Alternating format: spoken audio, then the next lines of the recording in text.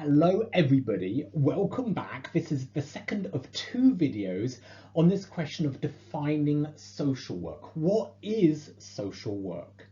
In our first video we noted the idea of defining social work internationally is not unproblematic.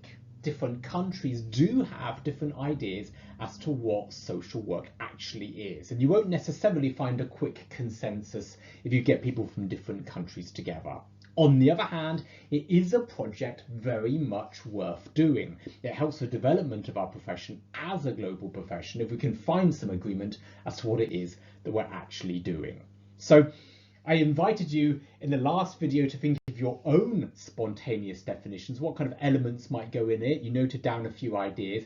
Maybe you're going to be seeing some of those elements in the definitions I give you coming up in this presentation. So, international definitions. There are three social work definitions to date that have been put together internationally by the International Federation of Social Workers together with the International Association of Schools of Social Work. The first of these was back in the 1980s. I was still a little kid back then. It was brief, it was sketchy, and actually a little bit unremarkable reading it today. However, the second, which came early in the 21st century, that really was quite interesting, detailed and comprehensive. So that's the one we're going to look at first. And here it is. Have a look at this, everybody. The social work profession promotes social change, problem solving in human relationships, and the empowerment and liberation of people to enhance well-being. Utilising theories of human behaviour and theories of social systems, social work intervenes at the points where people interact with their environments. Principles of human rights and social justice are fundamental to social work.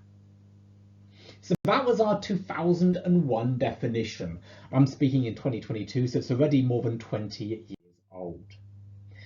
You can guess the question that's coming, can't you? I'm going to ask you, what do you actually think about this?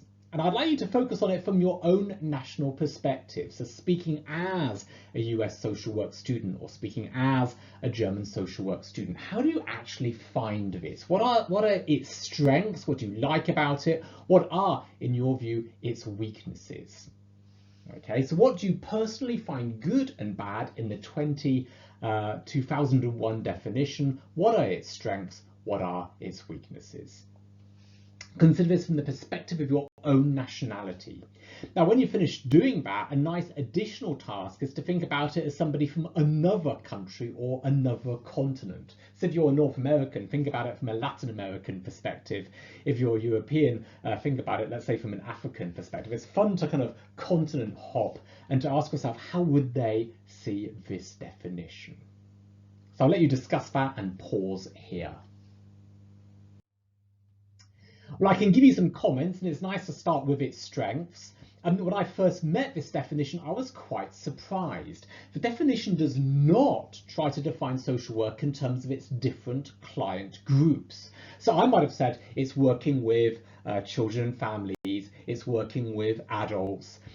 Nothing like that appears in the definition. So it doesn't address particular client groups, and it also doesn't mention methods. I might have been expecting it to say it's about casework, it's about group work, it's about community work. There's none of that in there either. So it really is a broad definition. The definition highlights values and ethical orientation points. Now, I find this really interesting as well, and I personally love the ones they choose. They talk about social change, they talk about empowerment, they talk about the liberation of people, they talk about human rights and about social justice. So many of my favourite concepts, my favourite values and ethical perspectives are integrated into this definition. I find that really interesting. So they're almost choosing to define social work in terms of our values, what we find important, what we find good, what we're striving for. Maybe it's fun if I give you some British and German perspectives. I have both passports, so I'll start by putting on my British hat. That was a bowler hat, by the way. British perspectives on this. Now, as a Brit, I note the definition stresses the caring aspects of social work, but it neglects its important controlling aspects. And I've actually already mentioned this point before. The definition does not refer to the legal dimension of social work at all. I mean, I might be able to indirectly find it in there if it talks about human rights. Maybe human rights will lead us to social work law. But for me, that point isn't stressed enough. A UK student typically does quite a lot of social work law, particularly if you include the formal social policy bits in with that. It might be something like a whole semester's worth of study, say for Brits. And that's also valid in Germany as well. As a German social work student, I did something like 30 ECTS of social work law modules. So law's missing, and that's a little bit peculiar. UK social work theory has been dominated by anti-oppressive approaches. So some kind of reference to working with diversity could be added here. That would be relevant thinking about the formulations there. So those are spontaneously some British points. You can explain some of the omissions. I complain that law's not in it, but of course it's not the case that every country has as much social work law as, say, Britain does. And as a European, we tend to be quite proud of our nation's social work laws. That may not be the case outside of Western context. Sometimes a country's laws might be quite explicitly oppressive and therefore problematic and not necessarily an orientation point. So even if something's missing, the absence of that point in the definition is itself interesting. That was obviously something that came up in those discussions leading to this definition. So those are my British thoughts, again, rather spontaneously. As a German, how would I comment on this? German practitioners, academics and students may object to various aspects of the wording as well. We also have our objections. Various key German discourses are missing. So, for example, in Germany, something like 30 years ago, back in the late 80s, early 90s, we talked about Sozialarbeitswissenschaft. We're trying to shape our academic discipline, something like a science. We tried to make a science out of our social work practice, and that's really not in the definition at all. Indeed, part of that project going back to the last century was creating our own German social work theories. And there's a strange suggestion in the 2001 definition that our theories are somehow imported. We get them from the social sciences, we get them from the humanities. So suggesting that maybe we borrow our theories from sociology or psychology. But a German would have said, no, hang on, stop guys, we have our own theories. Let's have social work theories in that definition too. So that's a German objection.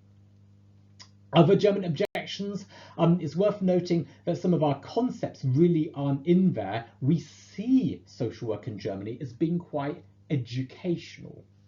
Okay, and that's not necessarily the case internationally. So if you're a German social work student, you'll have close ties to the discipline of education, and you might talk about social work together with social pedagogy.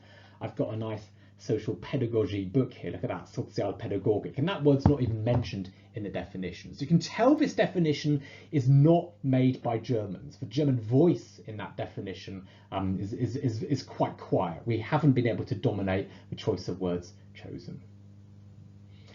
Good. I also invited you to think about the definition from the perspective of somebody from another continent. And that's another interesting task to set yourself. It's worth looking in the literature to see what Global South commentators thought of this definition. They weren't very delighted with it. There were some quite powerful arguments in the literature. There's a number of issues here.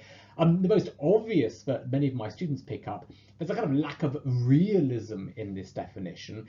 The definition really is quite optimistic, it's ambitious, it's aspirational. It tries to pin down what social work can be. But if you're from a very poor country, without basic healthcare, with serious social problems, you may find that the definition is simply unrealistic. You know, many of my international students say to me, in my country, social workers would struggle to find the resources to actually do everything that's outlined in that definition. So maybe this aspirational definition is too aspirational for the realities of practice in some global south settings.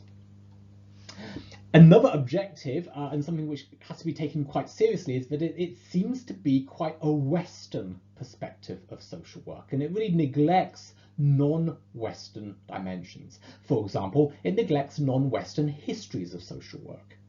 Now, this is an interesting point. If you read a social work history book, it tends to focus on how the profession developed in your country. You know, so Germans would read different ones from Americans, and Americans different ones from Brits. It seems to be not really informed by those non-Western histories. So this is clearly a kind of a North American shaped idea of social work. And that leads us to our next point. You really could argue this is ethnocentric. So it takes a kind of Anglo-Saxon perspective, or maybe a Western perspective, in how it thinks about social work practice. And to give you concrete examples of what I mean by that, maybe the definition alludes that this idea of individuality is a good thing, a thing to accept without questioning.